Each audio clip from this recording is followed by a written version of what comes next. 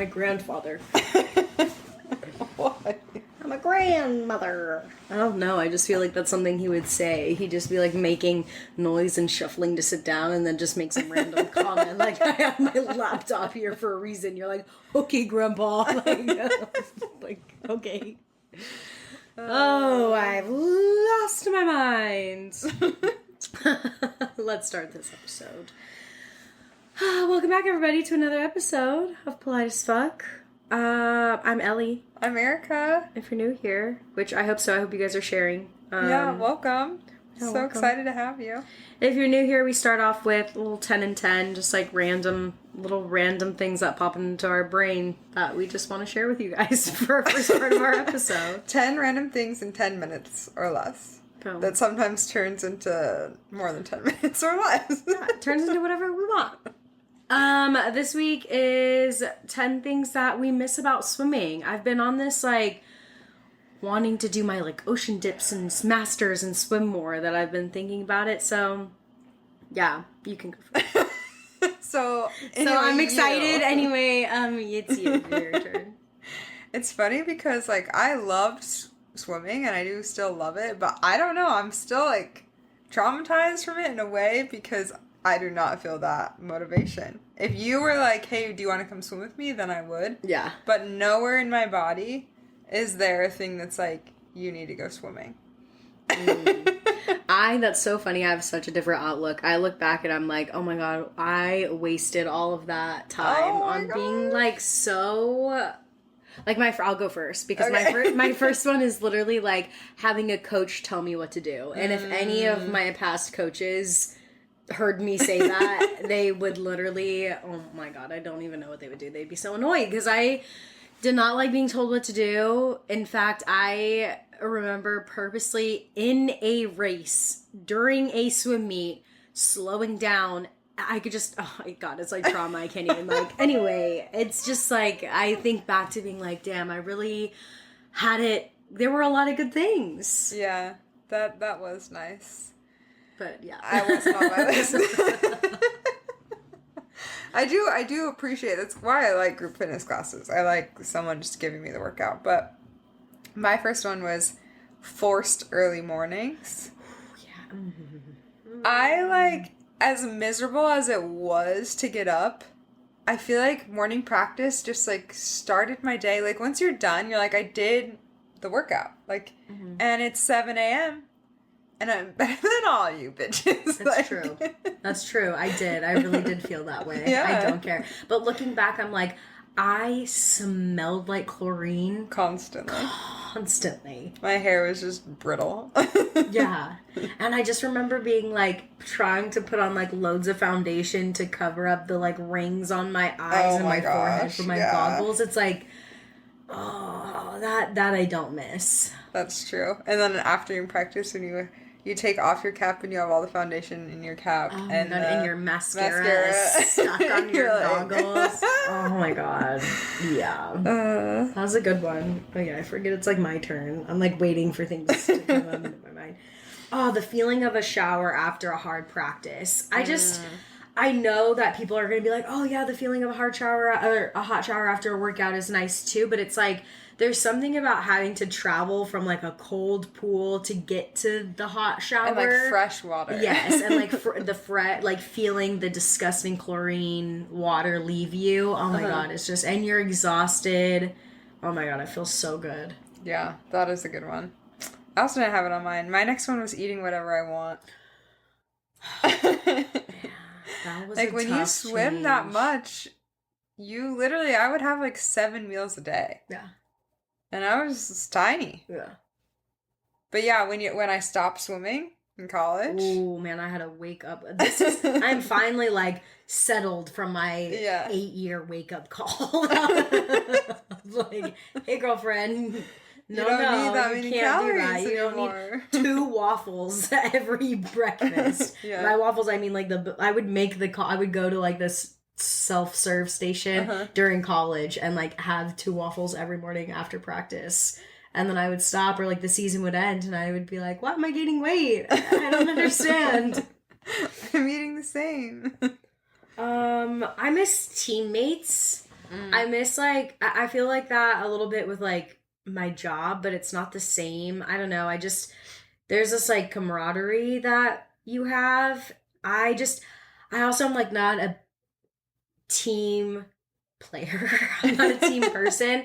And so being a swimmer, you're by yourself almost all the time, but you still have like your teammates, so you're going through it, or like those like moments of like, oh, you're having a conversation, but you're having a conversation in between sets, and then you have your like social kick, or like then you're like asking what like set we're on, or like how many was that. Like there's just this sense of, I don't know, a team that makes like an individual sport such as swimming more enjoyable, and like I miss it. Yeah. Which is crazy because I was such a bitch. We'll talk about it today in today's episode. Well, I had something similar. I had put trauma bonding. Ooh, yeah. Because I feel like it was like this shared thing of like you just did something really hard, or especially like Hell Week, where it's like no one can relate to the fact that we swam with sweatshirts and tennis shoes on. Yeah. Like no one understands what that feels like because they weren't there and they've never done that. Yeah. And so it was just like this like shared trauma that you like see them at school and you're like, you know what they're thinking or how they're feeling right now. Yeah, that's so true. I love that.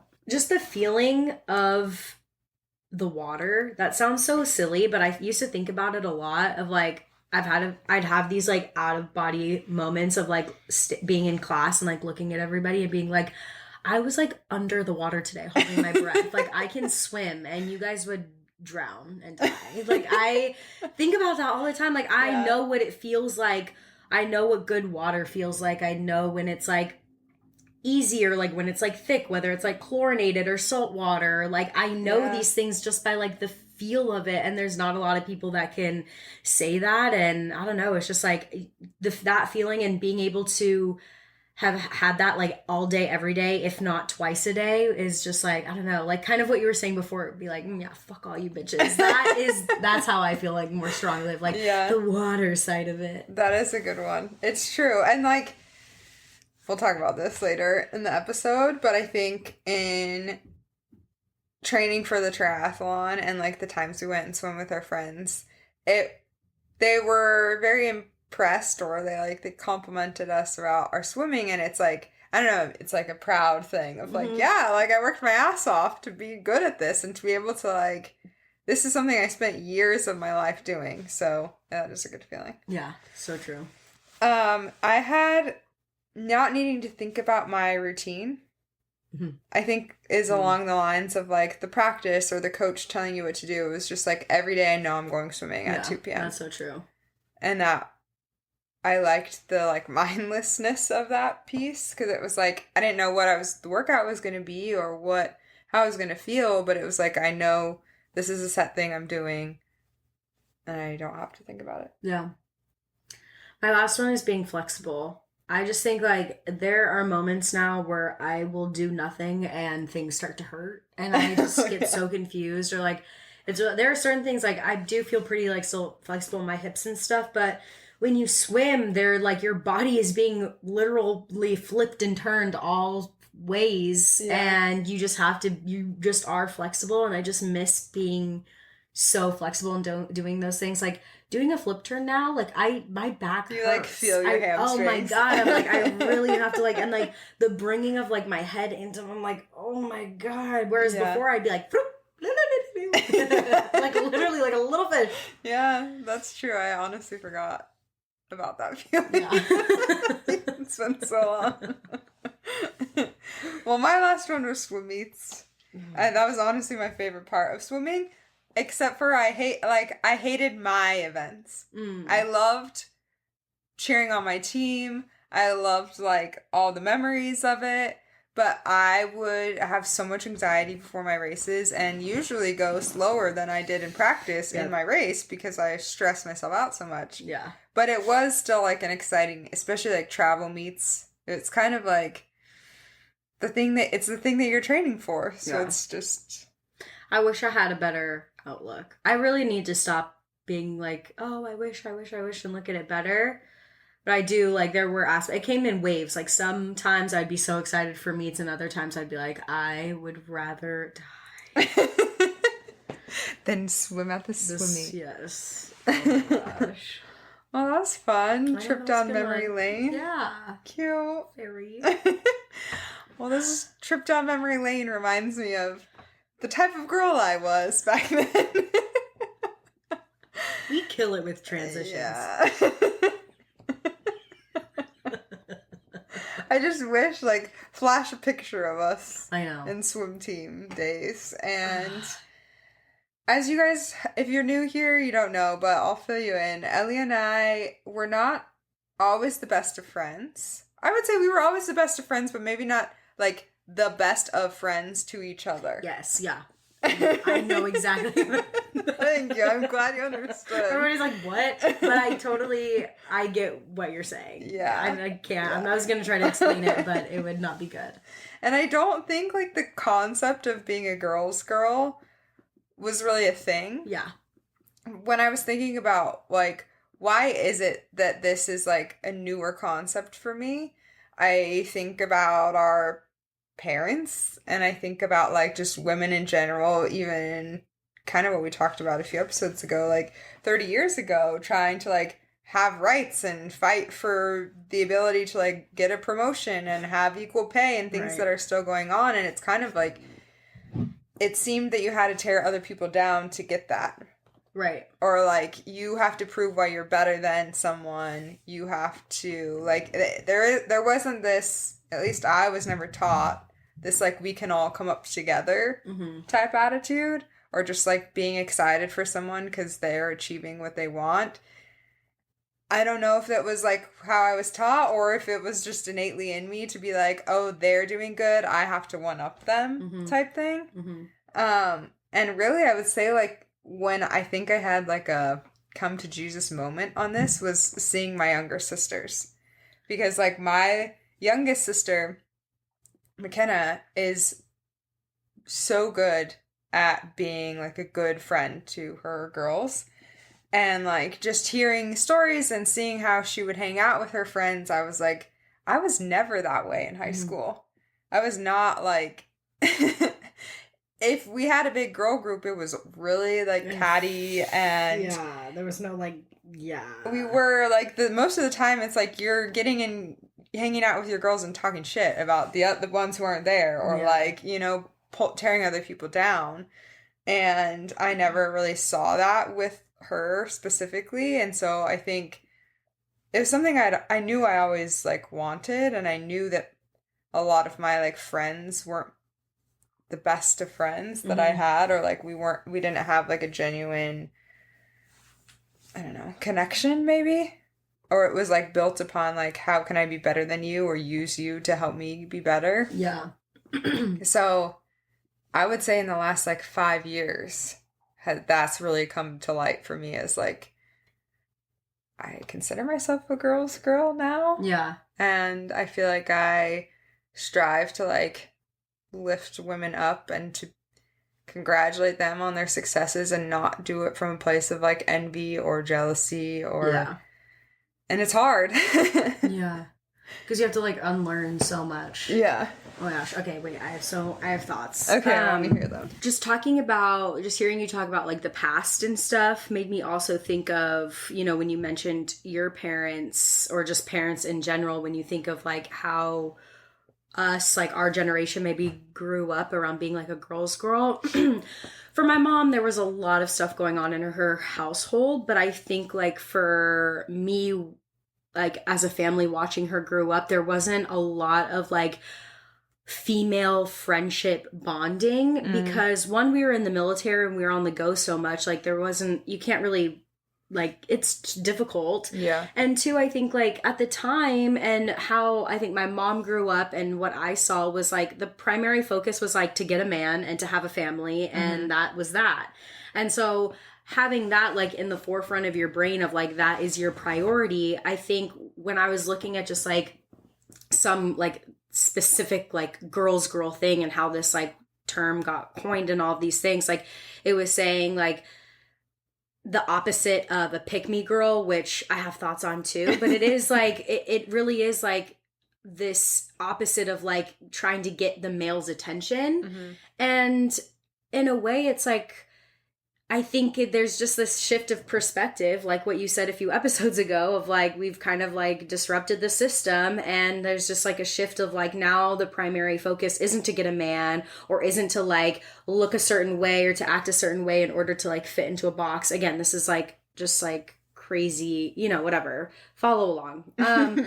But like it's more allowing more space and like dedication to those female friendships that maybe like wasn't given as much time to like maybe watch our moms have, you know, especially like the way that we grew up, where it's like maybe a little bit more secluded. And I remember always being like envious of families that had like lots of friends. We were just like moving around so much that wasn't like us. We couldn't even really like do that. And then the other thing that I wanted to say is, oh yeah, I agree. I think it really hasn't been it's been like the past, maybe 5 years of really like growth when it comes to female friendships, and really like thinking about without really understanding what that term meant, but really thinking about what it is to be a girl's girl, and how I need to start changing in order to be one, because I don't think I was a good as a girl's girl as I can be, or as I am now. And I think, to your point, having siblings. Oh, that's a motorcycle. I literally thought that was the cat. I was like, why are you freaking out? It's a car. Wait. Yeah, really having siblings and like watching my sisters grow up. And I was more towards like the fact that Sophia had to have like some tough conversations. Not even Sophia, all of us, but like I am choosing to call her out specifically because like I just remember a few conversations that we'd have to have of like, hey, like we can have this conversation, but like you can't talk to me like that. Or like there would be moments where I'd be like, oh my God, Sophia's being annoying because she has boundaries, and I roll. But like then further down the line, realizing like, actually in the end, like she really does have our back. Like she's choosing not to talk shit because that's against, you know, whatever. So lots of learning, lots of growth. Those were the things that I had to say about that thought. Yeah, I'm glad you brought up a pick-me girl, because that concept, I was and still can be a pick-me girl, I think. How do you define a pick-me girl? Okay, well, like, let me just go on like a side tangent really quick. The pick-me girl is from Grey's Anatomy, an episode. Yes. Okay, so I'm just gonna read you this paragraph really quick from Flat Hat magazine, and it's a really good magazine. But I read this article and I was like, oh, I'm gonna clarify some shit. And this is for all my Grey's Anatomy girlies out there. But it's Girls Girl, our reaction to the viral pick-me girl trend, which takes its name from a scene in Grey's Anatomy where the title character asks her married boyfriend to pick her over his wife. Pick-me girls are genuinely considered the worst possible type of woman. Originally, the term only applied to women who disparage for their female friends to impress men, but has grown to apply to any woman who unjustly criticizes or presents herself as better than other women. Yada, yada, yada, like going down. Anyway, it says the Grey's Anatomy part is where the main character asks her married boyfriend to pick her over his wife, which sounds bad.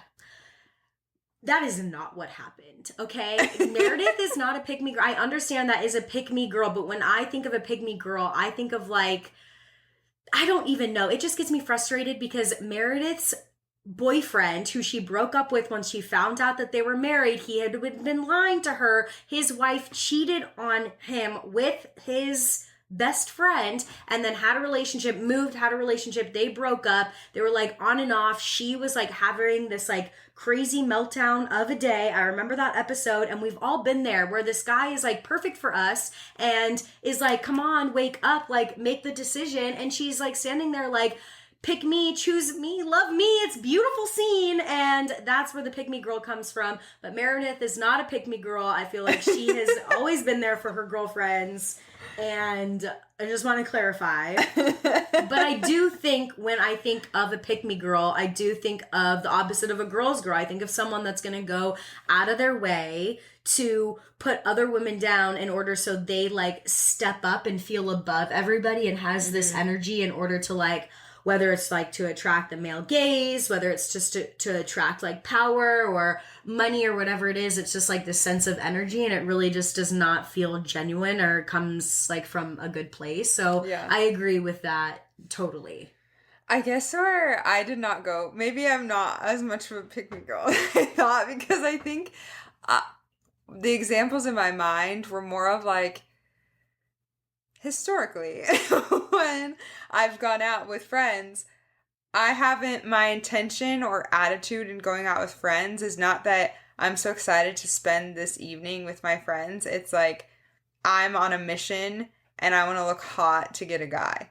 No, I don't think that's a big... See, okay, this is another thing that I wanted to say too, is like, from the time of like having friendships, so I'd say high school, maybe middle school, but that's like, you know, very, very teeny boppery, and that's too much. But I think from high school, like, I don't think I've always been I'm out there for the gals kind of person. Yeah. And I don't think a lot of women have been, but I think that has a lot to do with the society that we grew up in. Mm-hmm. So I don't necessarily means that makes you a pick-me girl.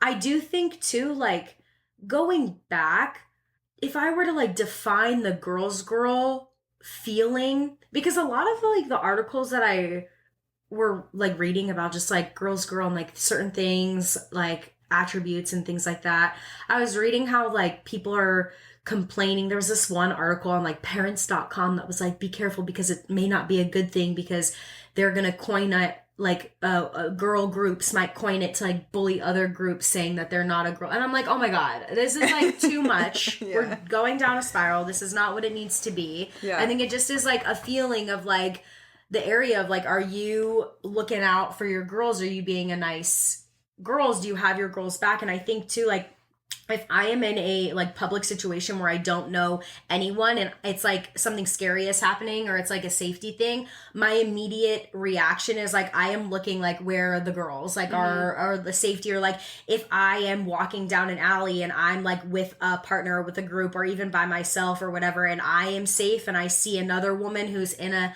unsafe situation, like, to me, I am now taking, like, I feel like it's my responsibility to be a girl's girl to make sure that she's okay. Just like on a night out, like, yeah, maybe like to your point of like maybe dressing to go like get some action for me for like the male gaze or whatever, get some sort of attention. At the end of the night, like if my friend or any girl is like drunk sliding off the freaking highway, I'm gonna, stop and make sure that she's okay regardless of what's going on. So I think like outside of all of that, it's like to who you are, like at your core, and what you're gonna do when it's like, I mean, other situations, but like to me it's like that safety piece too. Like, are you really gonna be a bitch? And like, not like, I can be a bitch, but I'm not gonna like leave you stranded, Yeah, I'd be like, I'm having a good night, or I want to get to this bar, so like you figure it out type thing. Yeah. So I think that's like the first like tier.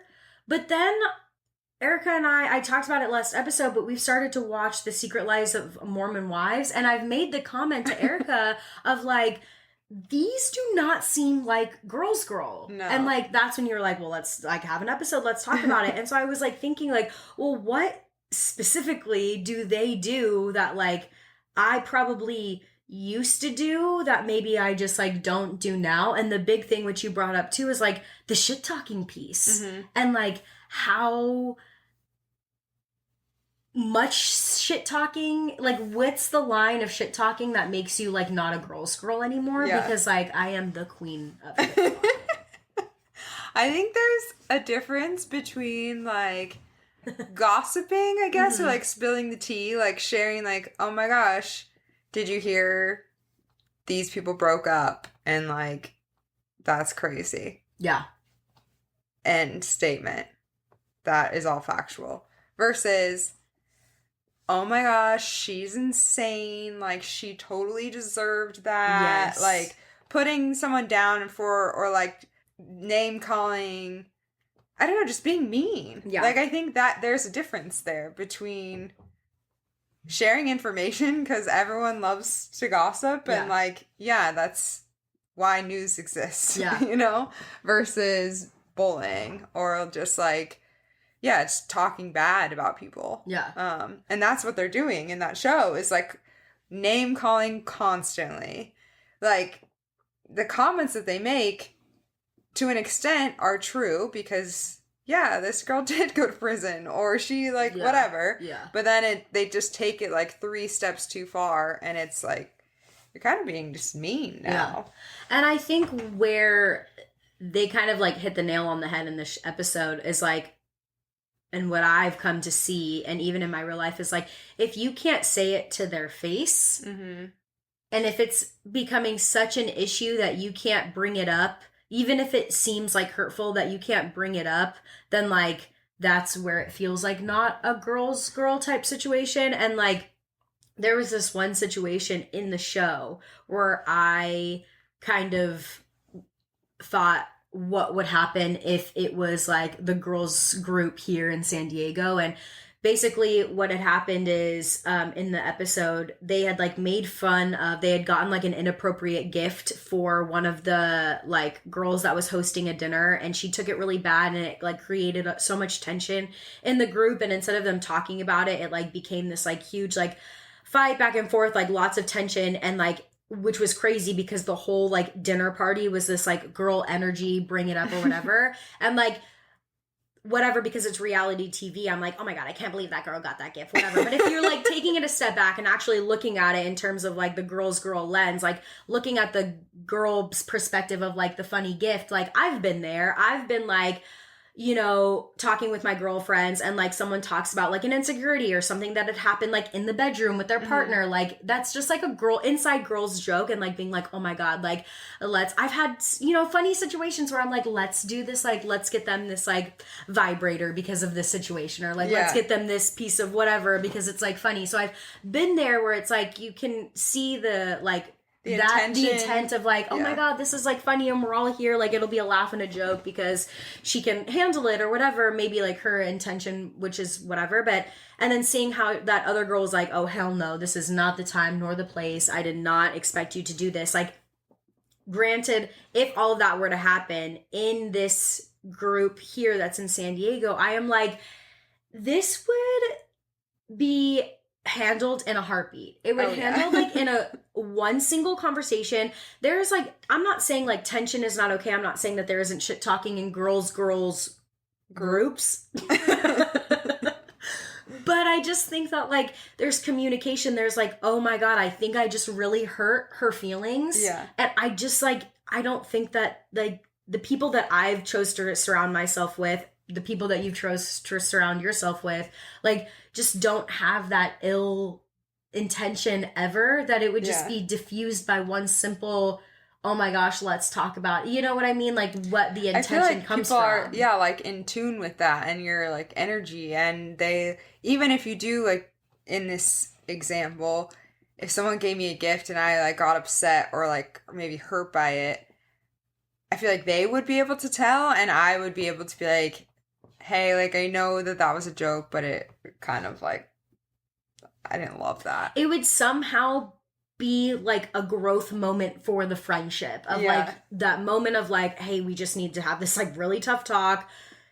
I didn't like this, I did like whatever, and then like grow from it, rather than just like what ended up being like a festering wound for weeks in this like splitting of the group and like the constant texting, like, can you believe she just did this? And like I've been there, leaving the group and like I've been there and I understand that, and I don't necessarily think that like that kind of behavior means you're like donezo, you're no longer a girl's girl, but I think all of it put together all the time like just really is not healthy and like leads to being like selfish behavior, and then your girls get upset. Yeah. And then you don't have a good girls group. Then you don't have any girls. Yeah. Left with no girls group. GGG. I was on Reddit and reading some threads, and some of the comments I'm like, they get into territory of like, it's when you pick girls over men type thing. And I think that's when lines get a little bit blurred, because it's not like, I don't know, like a sexist thing. It's more of just, I appreciate, and I think in maybe the simplest way, it's like assuming good intent and like supporting women.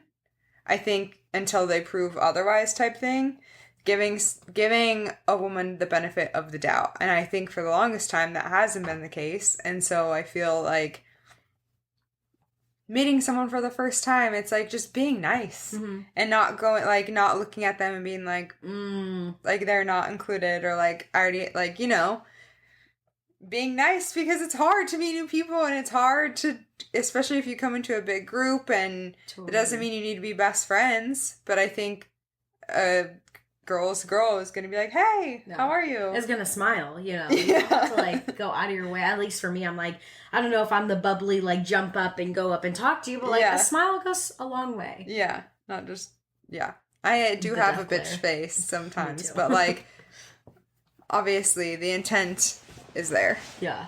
What did you? I agree with that. Sorry, I had to open my... Oh, no, you're good. I wanted to find, like, some more... like examples like of in the wild of girls girl, just because I think for me it's so easy to have the lines blurred because I can be a little mean, or like I'm not automatically like as bubbly as I am. Like I can come off a little aggressive towards people that I haven't like met or that I've allowed like in my space. Like I still want to be a girl's girl towards them, or even when it comes to friendships and things like that. Like, I don't want to have to change my whole personality in order to, like, make other women feel better. So I think I was, like, a little confused about maybe what it looked like for people like me. And I just, like, of course, scrolling through, found one on BuzzFeed that just had, like, a bunch of examples of just, like, what things are not girls girl. And I just think, like, some of them are so silly. And, like, some things that I think have a lot to do with maybe immaturity in women rather than lack of being able to, like, empower and support other women. Like, the first one is, like, I'm not like other girls. Other girls, they constantly bring up how they're not interested in traditionally girly or feminine things like makeup or shopping. It's like, I used to do that shit all the time. I'd be wearing foundation on makeup on makeup on makeup on makeup and being like, I'm not like the regular girl, I'm a cool girl. And it's like, I barely have any makeup on. Yeah, like I love the guys just like totally like they get me more than the girls. I'm like, oh my god, we're in high school. Like, of course everyone said that. I don't think that made me any less of a girl's girl. Maybe back then, and I just get along with guys better. But that is true, actually. That's like really frustrating now that I'm like saying that out loud though, because like, I think of my siblings, or like our siblings when they were in high school, and like, there's no way, like, why were we that bad? Were they that bad in high school? Like, I think this next generation is like, I don't know, not that they have everything right, but I don't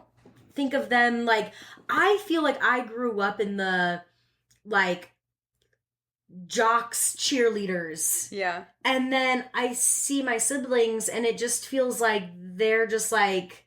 everyone's doing whatever. Yeah. And I'm like, where's the structure? Where are the cliques? Yeah, where are the cliques? How do you know who's standing in what part of the cafeteria? Yeah, who gets to sit on the steps? The steps lunch table, and who has to be below the peasants. I hate it so much. No, but really they are, because even going back to our old high school, those steps don't exist anymore. It's leveled out. Wait, really? Yeah. Wow, that's crazy. It's like they made everything even. But yeah, I was that way too. And I do think, yes, it's immaturity. I also think it's maybe a little bit of like a defense mechanism. Because then it's like, if you're saying you're not like other girls, or like you can't relate to them, then you can't get hurt by them. So true. And I feel like I did that. Yeah.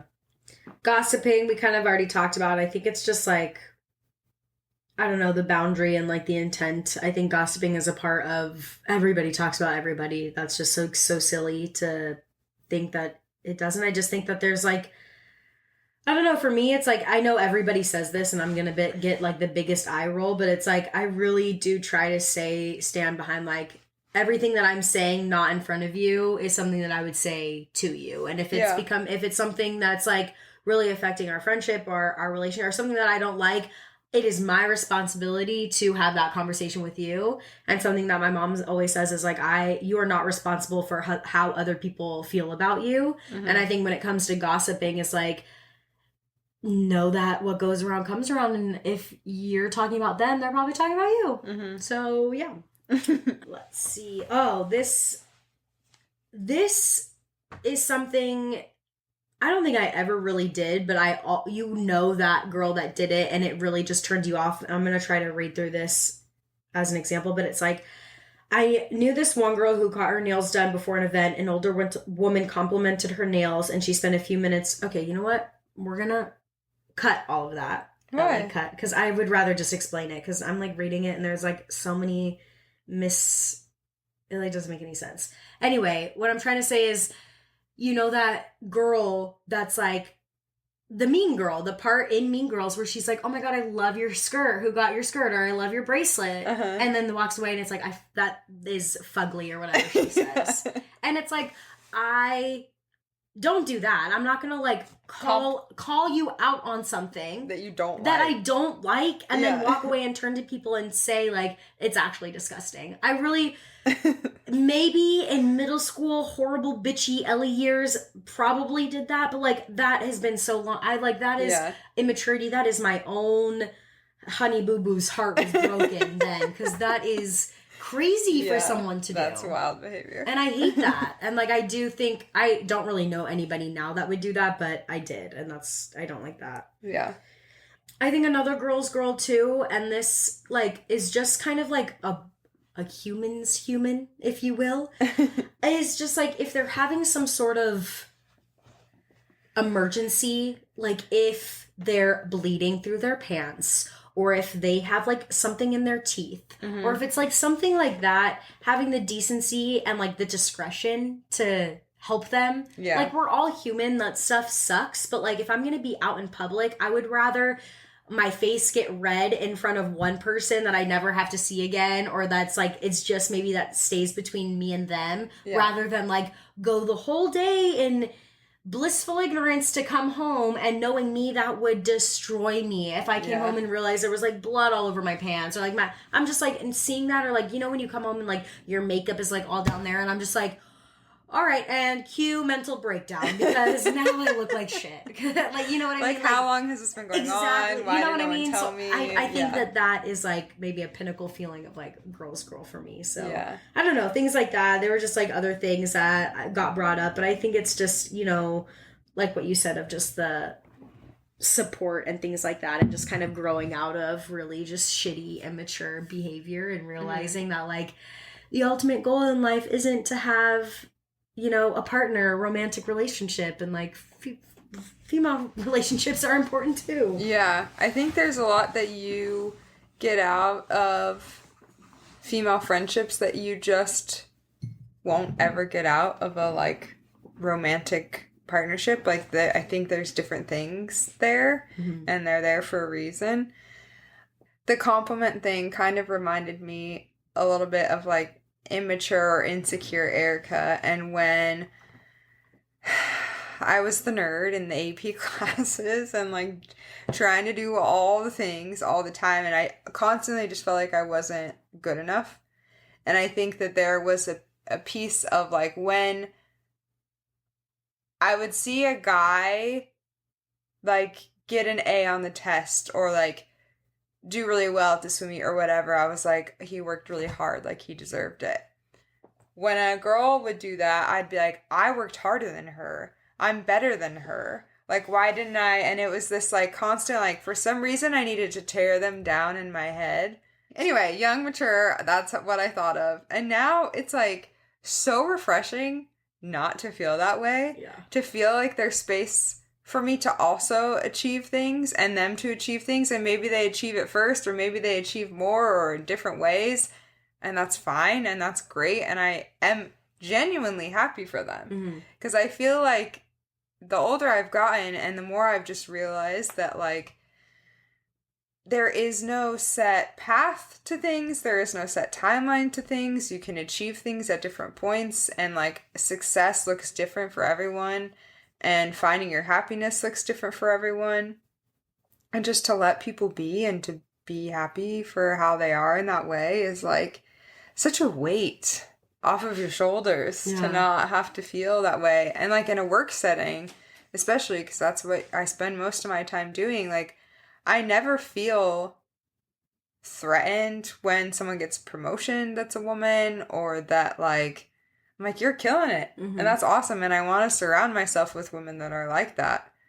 And I'm just glad that maybe everyone's been this way and I'm just late evolver, but it is nice. No, definitely not. I am a late evolver too. I think the same thing. It has been tough, and I have to learn, even now sometimes, like, I think the first thought that, if there's any like negative thought that pops into my brain, I have to remember that it's like it says so much more about me and where I'm at in my life than it does about them. If like my first thought about someone's success, of another woman's success, is like comparing or like some sort of negative, like you were saying, whatever thought that goes to my mind, it's like, well, I clearly don't have enough space for me and love, because both of those things can exist at the same time. And I have noticed, like, these last few years, the more that I open up and let that go and just be happy for them, like everything that you were just saying, it opens up so many doors to allow like healthy female friends to do that same kind of feeling for me. And I'm not saying that like that's why you should be a girl's girl, is like to have that feeling reciprocated back to you, but it is like, I think for me growing up, like I was always like, oh, it's not genuine. Like whatever friend would do something, like if it was a gift or if it was like whatever, something, and I was like, oh, they're doing this for attention, they're doing this for this, they're doing it, you know, for something, like there's some other secret motive. It's not a very genuine, like they don't really care about me. And like what a horrible way to like walk through feeling like you have friends but not really, that they don't really like care about you, or it comes from another place.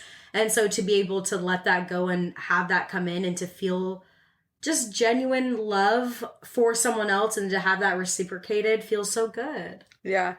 I do think like deep down, everyone's a girl's girl. I think there's a lot of reasons why maybe they don't act that way. And a lot of it, kind of what I was alluding to earlier, is like a trauma response, or like protecting yourself, or you've never felt seen or heard, or like, you know, like there's space for you. And so just know that there is.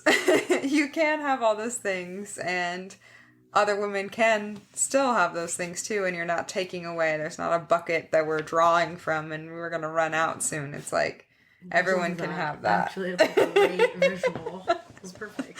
Thanks. I don't know where it came from.